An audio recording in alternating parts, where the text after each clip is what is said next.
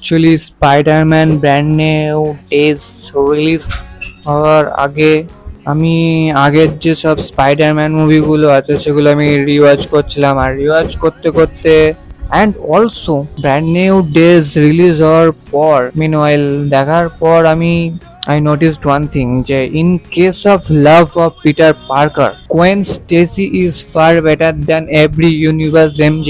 Cause MJ always choose first of all Spider-Man then Peter Parker, and in case of Gwen সে কিন্তু always Peter পার্কারকে আগে বেশি ভালোবেসে এসছে তারপরে স্পাইডারম্যানকে, and that's why MJ always left Spider-Man, sorry, Peter Parker every time in every with every kind of issue.